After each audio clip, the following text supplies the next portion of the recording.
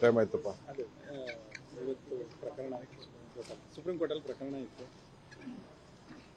ನಾಳೆ ಇತ್ತು ಮೇಕೆದಾಟದು.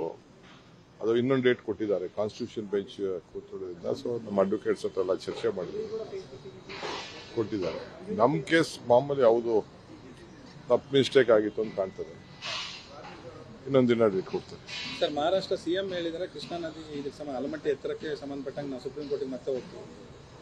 ನಾನು ಸೆಂಟ್ರಲ್ ಮಿನಿಸ್ಟರ್ಸ್ ಯಾರಿದ್ದಾರೆ ಕರ್ನಾಟಕದವರು, MPs, ಅವರು ಇದಕ್ಕೆ ಉತ್ತರ ಕೊಡಬೇಕು. ನೀವೆಲ್ಲ ಅವ್ರ ಬಗ್ಗೆ ಅವ್ರ ಹತ್ರ ಏನೋ ಕೇಳ್ತಾ ಇಲ್ಲ. ನೀವು ಬೊಮ್ಮಾಯಿ ಆಗಲಿ, ಜಗದೀಶ್ ಶೆಟ್ಟರ್ ಆಗಲಿ, ಕುಮಾರಸ್ವಾಮಿ ಆಗಲಿ, ಶೋಭಾಕ್ ಆಗಲಿ, ಸೆಂಟ್ರಲ್ ಯಾರು ಮಿನಿಸ್ಟರ್ಸ್ ಇದ್ದಾರೆ, ಯಾರು MPs ಇದ್ದಾರೆ, BJP MPs, ಅವ್ರನ್ನ ಈ ಪ್ರಶ್ನೆ ಕೇಳಿದ್ರೆ ಅವ್ರು ಇದಕ್ಕೆ ಉತ್ತರ ಕೊಡ್ತಾರೆ.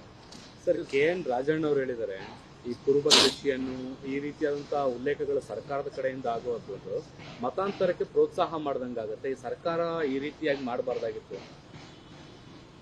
ಸರ್, ನಿನ್ನೆ ಬೆಂಗಳೂರಲ್ಲಿ ಒಂದು ಮಾಹಿತಿ ಹರಿದಾಡ್ತಾ ಇದೆ. ನಿನ್ನೆ ಅಮಿತ್ ಶಾ ಅವ್ರನ್ನ ಭೇಟಿಯಾಗಿದ್ದಾರೆ DK ಶಿವಕುಮಾರ್ ಅವರು. ಈ ಕಡೆ ಅಯ್ಯೋ, ನನ್ನ ಸುದ್ದಿಲಿ ಇಡ್ಲಿ ಬಿಡಿ. ಆಗಿತ್ತು ಸರ್. ಏನ್ ತಲೆ ಕೆಟ್ಟಿದ್ಯಾ ನನಗೆ?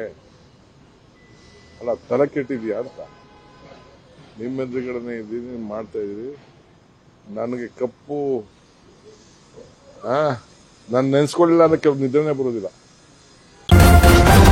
ನ್ಯೂಸ್ ಫಸ್ಟ್, ನಿರ್ಭೀತಿಯಿಂದ ನಿಮ್ಮ ಪರವಾಗಿ.